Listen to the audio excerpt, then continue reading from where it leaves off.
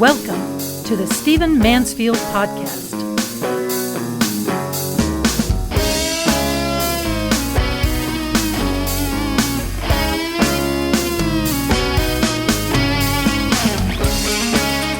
Well, welcome to the Stephen Mansfield Podcast. It's great to have you with me, and I hope your year's off to a wonderful start. I'm going to do something a little bit different in this podcast. I want to talk about some of the events that occurred on January 6th here in Washington, D.C., where I'm sitting right now. I'm going to talk just a little bit more from the heart. This was a very difficult day for me, as I'm sure it was for you, and I have some perspectives, some thoughts that I want to share. I will tell you right now up front that I'm going to describe my thoughts and some of the events that happened in this podcast. The next podcast, the one for next week, is going to mainly be for religious leaders. Now, I want all of you to listen to it, but be aware that I'm going to be talking largely to religious leaders, to pastors, etc., and talking about the implications of this event for you and what you are likely to deal with and what you're going to have to keep an eye on. But let's talk about what happened on January the 6th. Some background first. When Donald Trump first came on the scene, he did so couching his campaign with an aura, a motif, a tone of complaint.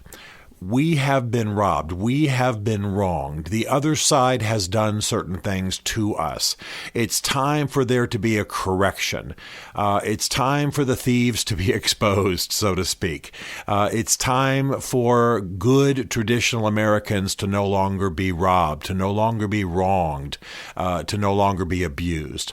And I have to tell you that this worked. You had a great many people who felt disaffected from American politics, particularly blue-collar, rural, Southern. This was the profile of people who had not been very engaged in politics, who didn't feel like either party really spoke for them, but who felt like they were wronged by the globalism of the Obama administration, by the Obama administration's bombarding of people of faith. We've talked about that before, and by a lot of the economic policies. And then things they just didn't agree with, like the strident pro-LGBTQ agenda of the Obama administration. All of that had blue-collar, Southern, slightly right-of-center people upset, feeling disenfranchised, feeling like their country saw them as an enemy, and then came Donald Trump. And Donald Trump said, hey, you've been wronged. I get it. I may be a billionaire, but I understand it. I can speak plainly. I can speak in the language of the street. I can even speak in harsh, cussing, semi-racist, violent terms that you'll understand. I may not be the guy sitting in the deer blind with you, but I can talk just like him. I may not drink beer, but I can talk like the guy sitting next to you at the bar.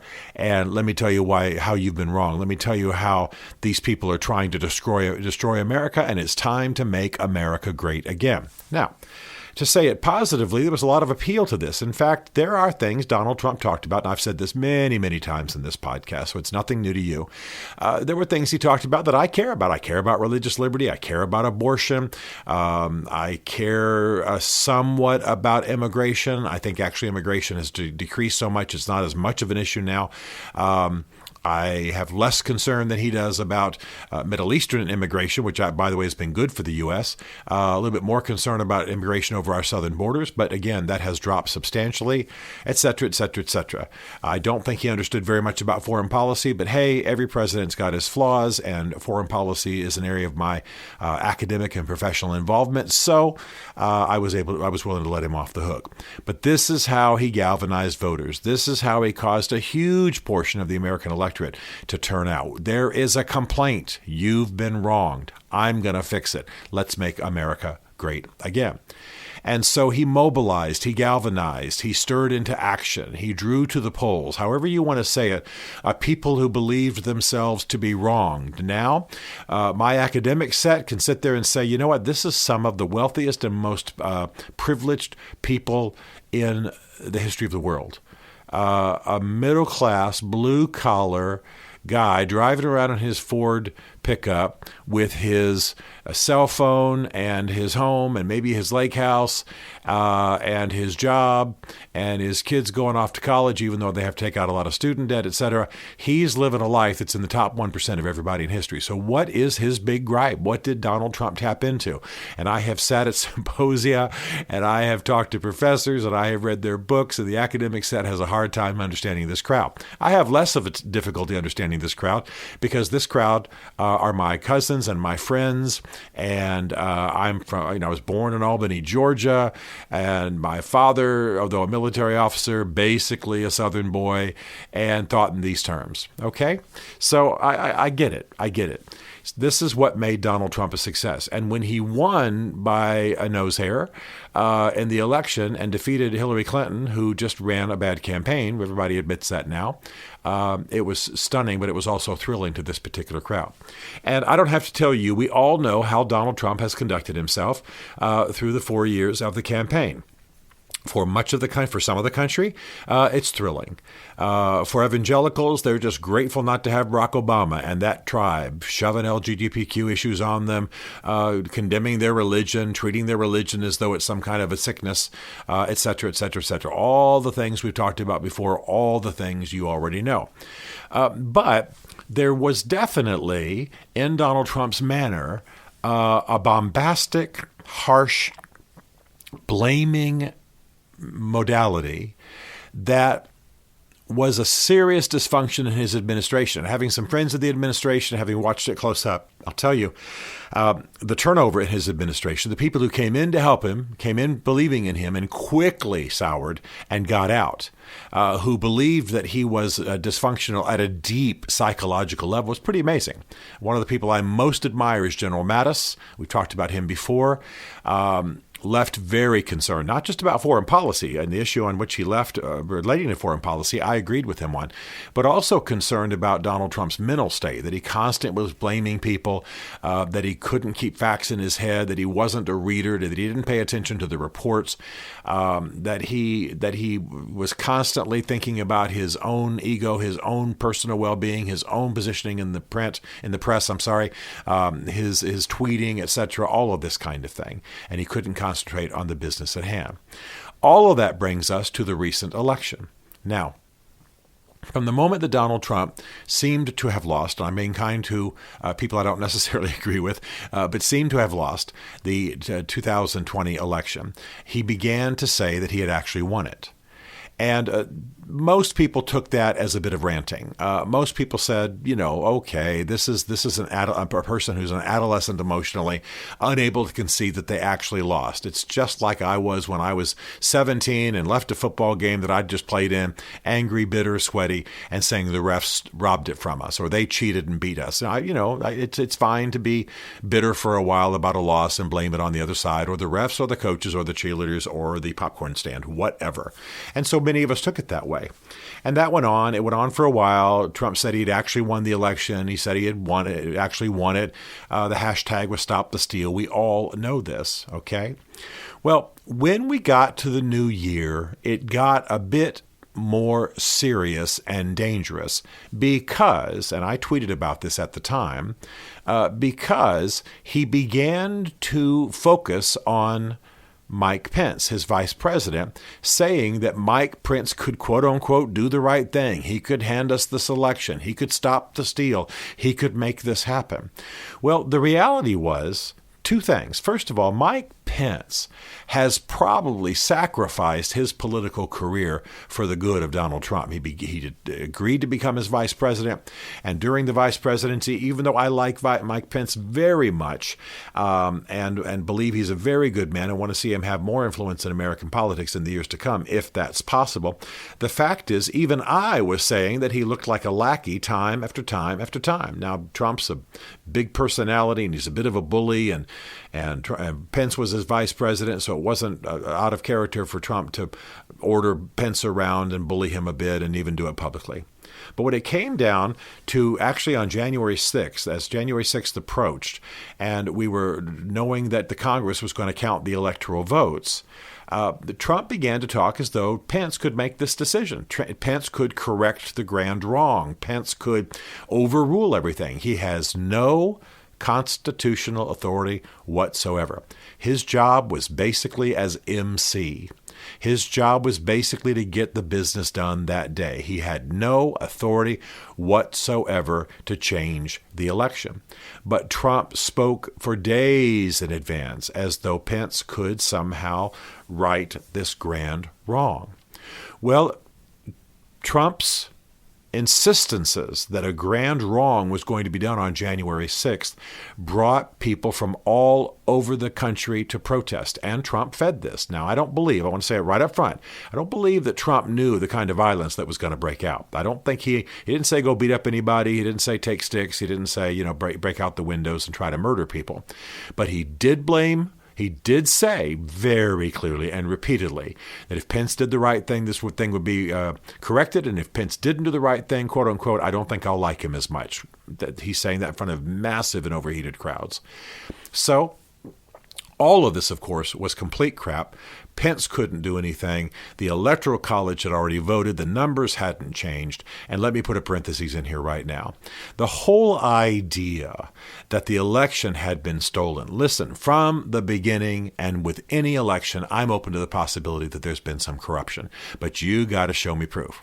Remember, I've said in this podcast repeatedly, I assume there's a little bit of corruption in every election. You don't know what they're doing in Bucksnort, Tennessee. You don't know what the poll captain did, out there in Clyde, Texas. There's a little bit of corruption. There's some corruption.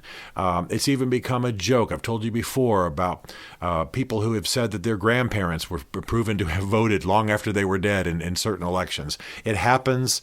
It can happen by accident. It can happen intentionally. There's a little edge. Does it change the overall election? By the way, we ought to try to stamp out any kind of fraud, any kind of error, any kind of corruption, wherever we find it, even if it's in Bucksnort, Tennessee. And I use that a lot because it's a small town outside of Nashville. But what I'm saying is, in a national election, you have to ask yourself, does it change the outcome?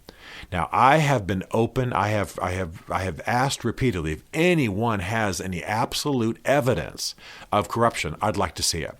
More than 50 legal cases filed by the Trump team, and not one even got the light of day from the courts. I'm not saying the courts didn't pay attention. I'm saying the courts did pay attention. This includes the conservative courts, Republican-appointed courts, the Fifth Circuit, all appointed by Republican presidents. None of them found any basis at all. In fact, when this whole issue came before the Supreme Court, they issued their response in one page. There just wasn't any beef. There just wasn't any there. And this is not Stephen Mansfield speaking, because I was happy to be convinced otherwise. Tell me that there was corruption. If there is, I'll work for for a revote, recount, whatever we need to have. If the machines are corrupt, the algorithms have been fine-tuned, tell us.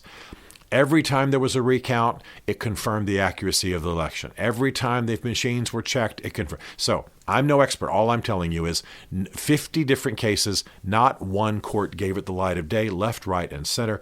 I have never, to this day, we're now 2 months later, more than 2 months later, I have never seen any evidence other than rumor, other than accusation, other than I just don't like the other side. So, close parentheses. We come now to January 6th. My wife had gotten up to fly out of town the day before, and she said, Stephen, she called me and said, I've never been as tempted to be afraid. There are people flooding into this airport.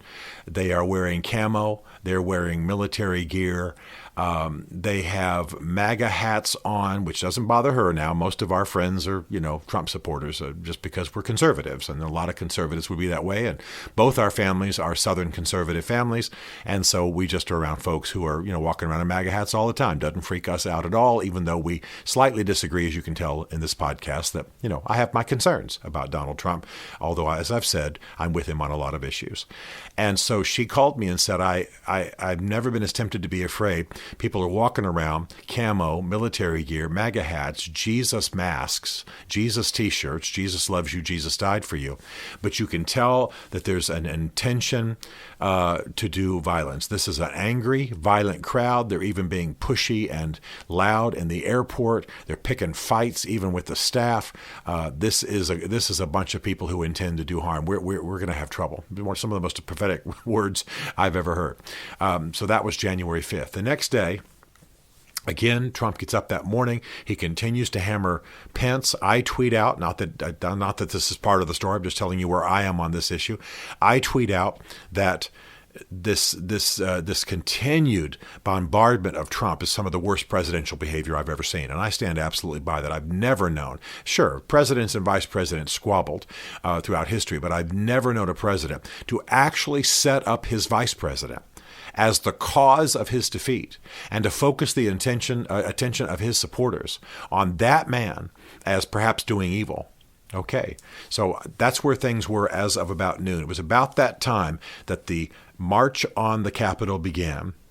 And we will be talking, I'm sure, again down the road about the fact that the security forces in D.C. were not prepared for this assault. I'm given to understand that as many as 20,000 people descended on the Capitol. I think the numbers are still in question. Don't quote me, but that's what I've been told. There's more than just over 20,000 people. And there's no question. Now, you need to know briefly, there are approximately 30 different police forces in D.C. And I won't even go through it all. Everything from Metro Police, and meaning our subway police, to library police, to personal protection services, to the Mint Police, the D.C. Police, the Columbia Police, Capitol Police, Park Police. I could go on and on. And often they don't get their jurisdiction straightened out. And somehow on this day, that's what happened. Even though the National Guard, which are not D.C. police forces, but obviously military forces, state level outside of D.C., they offered help, but they were refused. My guess is maybe the mayor, people on Capitol Hill didn't want to over-militarize the situation. They got criticized for that during the summer with Black Lives Matter. And so they turned down the help, and as a result, when the crowd descended on the Capitol and it began to get violent, there's no question, we all know now, the Capitol Police and whatever other forces, the D.C. Police, whatever other forces came in there, were not equal to the task. There are going to be investigations. Some are alleging that people on the Capitol Police Force were even in collusion with the protesters.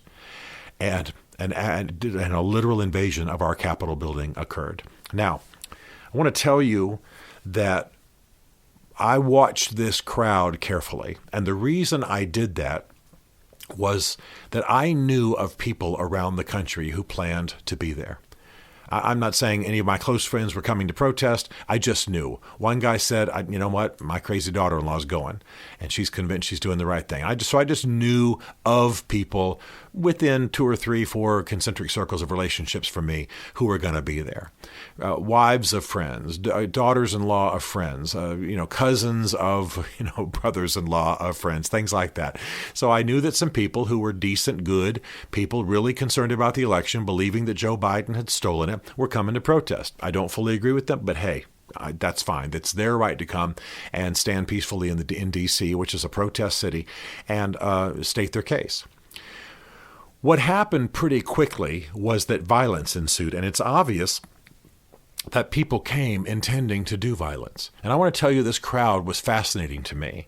Yeah, you had your Christian crowd. You had your more traditional ma and pa kind of crowd, church crowd, I might call them. You had people blowing shofars, the Jewish ram's horn that is used, blown to celebrate, the beginning of certain celebrations and what have you. Many evangelicals, many Christians have picked that up as part of their process, their practice. You had people carrying the Christian flag. You had people carrying crucifixes. You had people in Jesus T-shirts, etc. But you also had people wearing anti-Semitic T-shirts. You also had people wearing Auschwitz T-shirts. You had anti-Semitic symbolism. You had many people carrying a Confederate flag. You had many people making of the issue guns. Come and take it is, of course, the standard phrase out of the movie 300 about Thermopylae. The 300 Spartans who held the Persians off at Thermopylae. Anyway, don't need to get into all that history, but most of you men have seen the movie. You had unusual things. You had people dressed in colonial outfits. You had people in neo-pagan gear. You obviously had people who were there intent upon violence. Many people were carrying zip ties, which are the plastic straps that basically are made to be handcuffs. They're plastic handcuffs. You see the police use them all the time. They're quick, they're strong, they're recyclable, etc. And so the police carry them. Many people were carrying those. And it's obvious that people were intent upon violence. There was a gallows built on the lawn of the Capitol. And before long, the chant, and it was chanted by the majority of people who were there, was "Hang Mike Pence." And they chanted "Hang Mike Pence" over and over and over. Now, a crowd showing up to protest an election they think was stolen, that's perfectly fine. What soon began to happen was a breaking into the Capitol. By the way, the Senate was in session. A breaking into the Capitol to hunt down certain officials and do what with them? There was a gallows in the front lawn. If I say they were there to kill them, I don't think I'm overstating it. We now know people were armed. People on both sides had guns pointed at them. A Capitol policeman shot and killed a woman.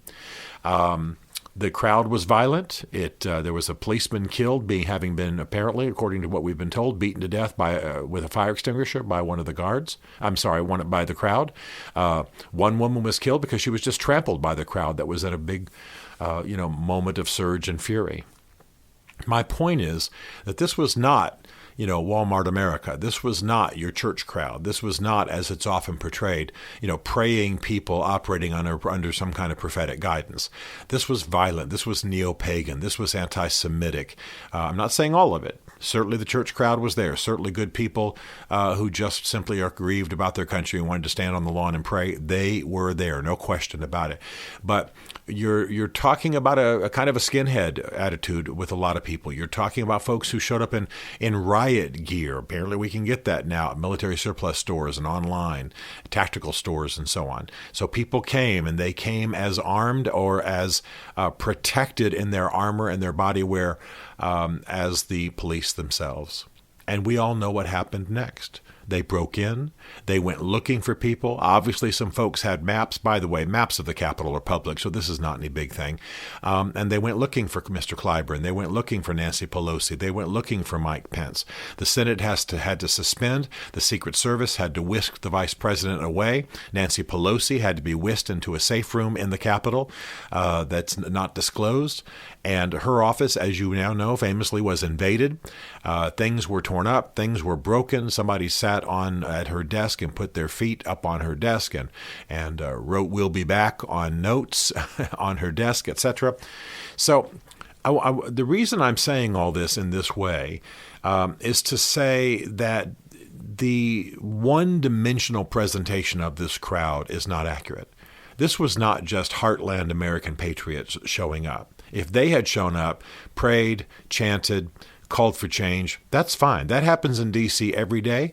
And on some issues, I'm with them. I participate in the pro-life marches. I participate in manhood. Hey, let's have good righteous men come to the nation and pray for the nation and declare themselves as good men and patriots here. I'm with all. I think it's great.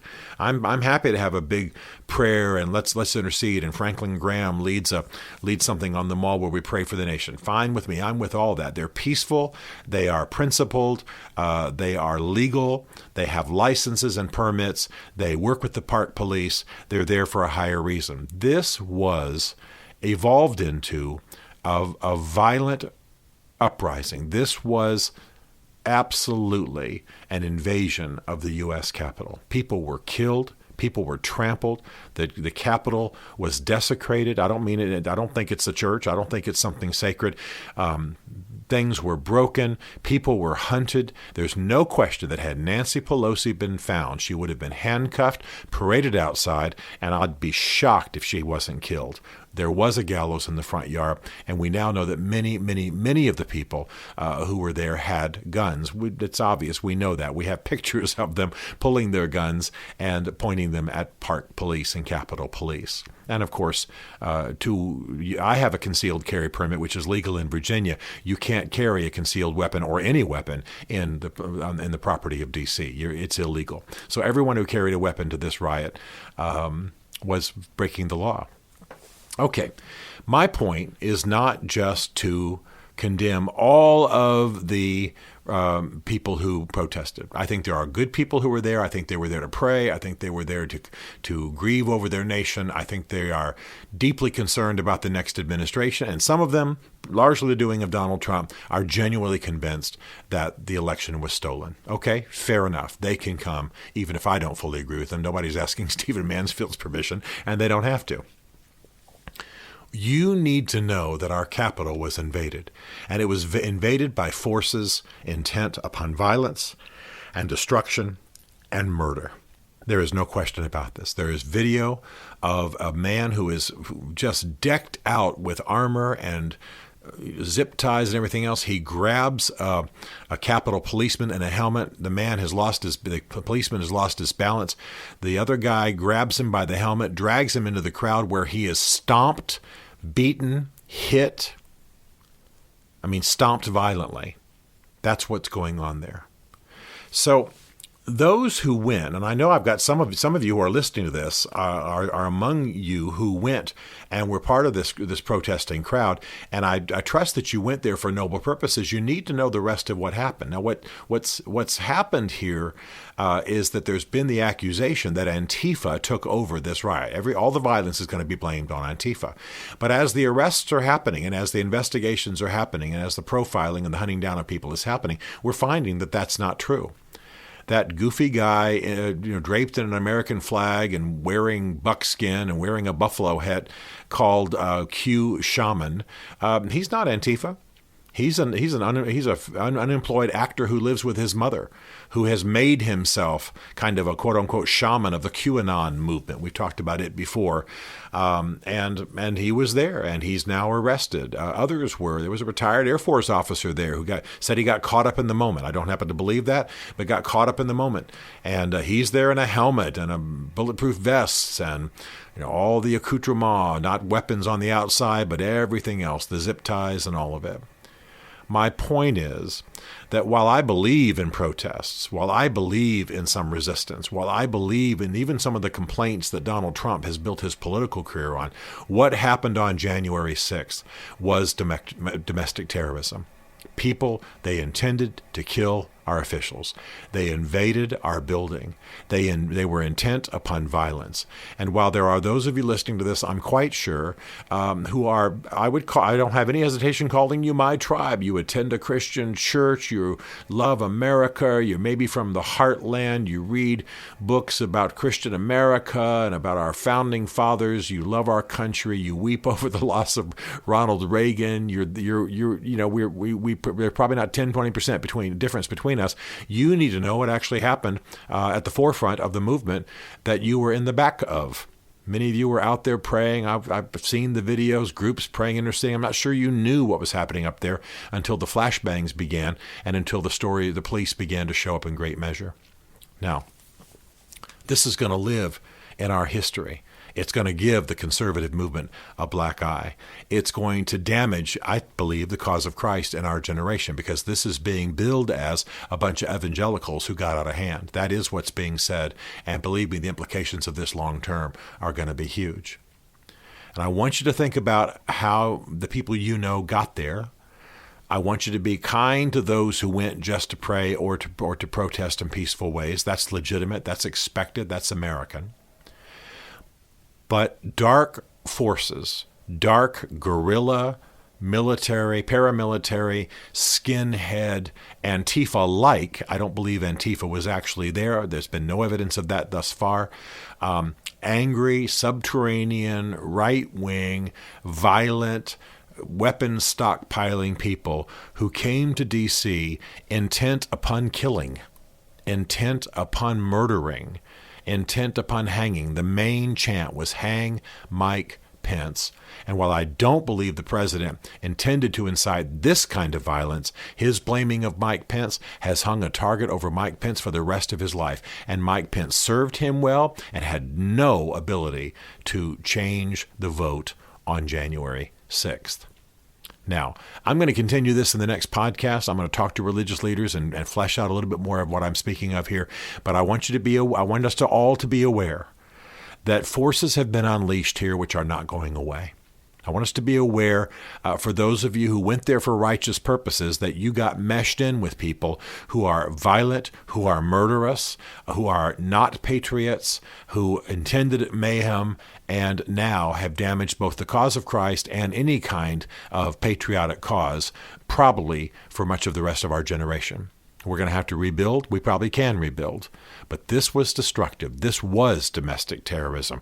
This was conspiratorial. This was un-American and destructive. And we are going to be dealing with it for a long time. Already, the shutdown of conservative causes in major tech and major media is, of course, damaging the ability of the right, to the sane right, to speak to each other, because how can the press make a distinction? How can Amazon, how can Facebook make a distinction between the calm, sane right and the hardcore right that was violent and that fed this moment? Well, you see what we're dealing with. And even though I'm sure many of you have responses to this and exceptions, and you're not considering this and you're not considering this, I consider this, what I've said today, to be the core of the issue for us, those of us who are Christians, those of us who are, as you know, I'm slightly right of center, not hard right. We are going to be dealing with the implications of this for the rest of our lives. January 6th will be mentioned, thrown in our faces, used to muffle us, and it was a horrible, horrible moment. It was a violent moment, a murderous moment, a destructive moment. It was domestic terrorism, and it will harm us and taint us and put a cloud over good causes for a generation. All right, let's talk about this more next week. Please be pondering this. Don't let it rob you. Don't let it keep you in constant stir. But have the conversations in your home you need to have. Have the conversation with relatives who were there you need to have. I don't want you to condemn them or hate them. I want you to understand the noble causes that got the noble ones who were there. But I also want us to begin to separate ourselves in the church, in the conservative cause, in our communities, from the violent ones who have gone with murderous intent, and by the way, still have that murderous intent and are still out there networking and still intend violence. By the way, I think we'll see a version of this again and all over the country before January 20th. All right, more soon. Thanks for being with me. Stephen Mansfield is a New York Times best-selling author, a popular speaker, and a frequent faith and culture commentator on Fox and CNN. His groundbreaking books on faith and society include The Faith of George W. Bush, The Search for God in Guinness, Mansfield's Book of Manly Men, and Lincoln's Battle with God. Learn more at stephenmansfield.tv.